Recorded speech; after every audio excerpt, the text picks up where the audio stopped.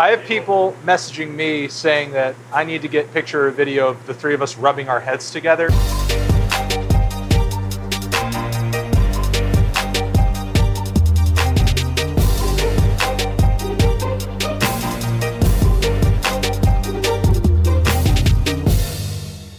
Hey, what's going on, everybody? For First We Feast, I'm Sean Evans, coming at you from Manhattan Fruit Market, where I'm joined by Andrew Rea and Anthony Fantano. First We Feast fans, you know Andrew from his tremendously popular Binging with Babish series, where he recreates dishes from your favorite TV shows and movies, and of course, the internet's busiest music nerd, serving up daily music reviews on the needle drop. That's right, it's YouTube's Bald Brain Trust, joining together to turn your top comments into reality.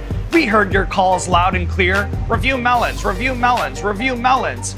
Well, now it's the moment that you've been waiting for. Roll in the melons. All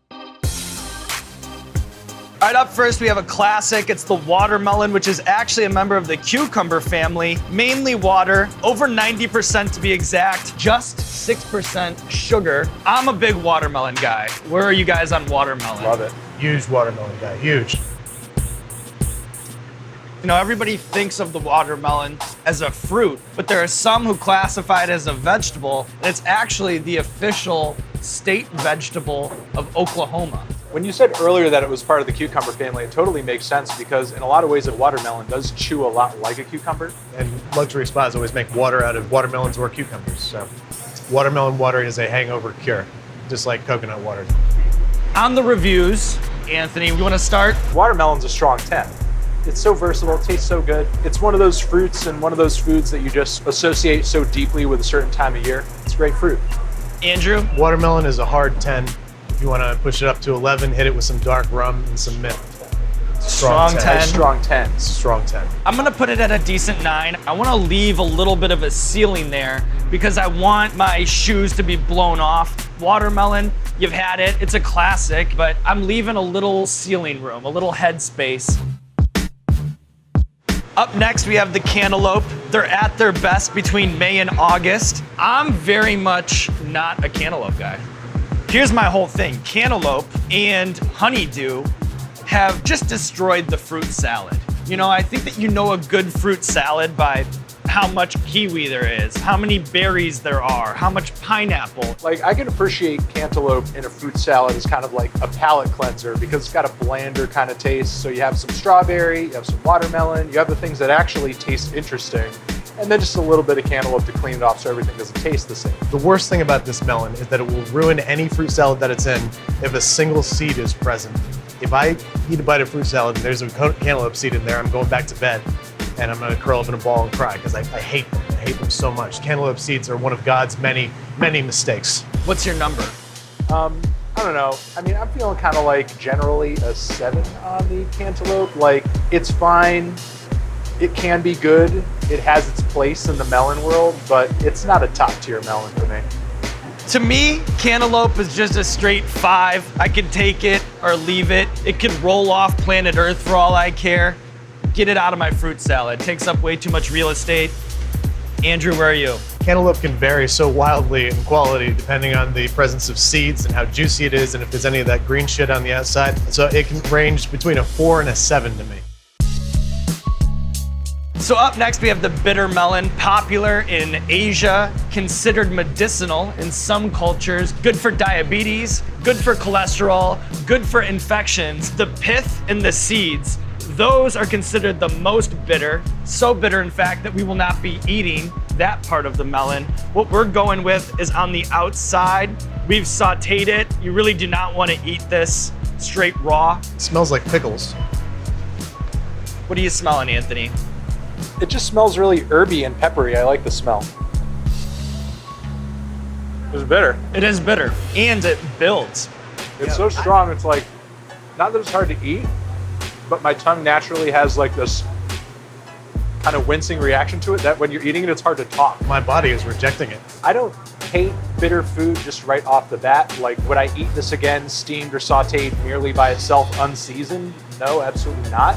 But I could see it working with like some salt, some oil, some garlic, you know, give it a grain or something to kind of be paired with.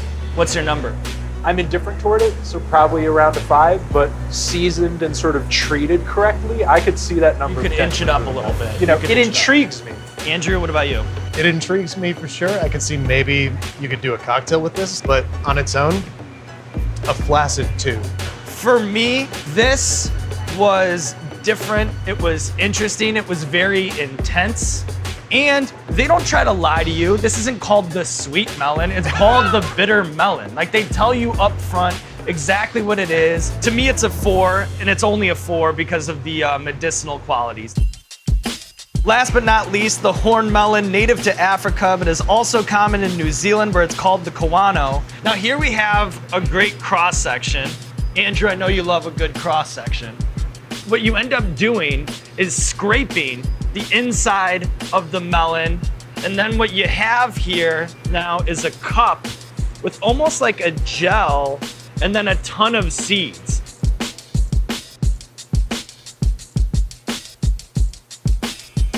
I like it. It's like green Jell-O. It's very interesting to eat.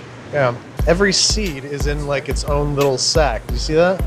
I mean, I like the taste. It's a little bit of a chore to kind of chew because of the seeds. Yeah, the seeds are a little much. Yeah. If it were just the pulp, I don't even know what to call it, but It's almost kind of like a bunch of cantaloupe seeds. Do we have a number, Anthony? I think it's pretty intriguing fruit. But it's definitely not as satisfying as like a watermelon. Right. And I guess I find it kind of weird to be eating a gelatinous fruit out of a cup. But I was actually pleasantly surprised. It was refreshing to me. I kind of liked the way the seeds played with the gel. It gave it sort of a multi-dimensional feel in my mouth. I actually enjoyed the experience. I'm a fan, would eat again. I'm gonna give it a damn. I'm gonna give it a 7. Okay, I would give it a damn too. I'm gonna go 8, honestly, because I really like the seed placenta, and it's very refreshing. And it's got, maybe it's just the color, but I feel like it's got kind of like a kiwi vibe going on. And no, I like it. Would recommend to a friend. I can't stop eating it. That's the sign of a good melon. Well, it's been a roller coaster experience through the melon taste test. At this point, I think it's time to bring all of our contestants to the table and crown a king. You guys ready? So here we are at the crowning ceremony. I'm sure there's a difference of opinion between us, so put your crown on your king melon and tell us why. Anthony first. Watermelon. Watermelon. The flavor, the refreshingness of it, the crispness of it, beautiful color. It's like a piece of art. Tough to argue with that. Andrew? Also. Double crown. Double crown. Yep. Andrew, why watermelon? I've never had a bad watermelon. Like I said before, I've had good watermelon and I've had great watermelon. And it is reminiscent of summer, a lot of flavor there, and the seedless ones especially are a miracle of modern science. Listen, I cannot argue with you guys. The watermelon, it's a goat melon. Every melon enthusiast has watermelon in their top 3, dead or alive. I'm not going there. What I'm doing is a little curveball. It's the old Sean Evans 12-6 coming at you. I'm gonna give it to the horn melon. It surprised me in so many ways. And then I like the elements involved. It's a desert oasis. You could be just an inch away from losing your life, and all of a sudden you stumble across a horn melon and you live to fight another day. I like the color, it's so beautiful. I like how it's a little dangerous to hold in your hand. It's got that X factor. Everything about it excites me. So that's why I'm giving it the crown. With that, time to roll some credits. Andrew Rea, Binging with Babish. Make sure you subscribe. Anthony Fantano, The Needle Drop. And as for me, all I have to say is buy more melons. They're good for you.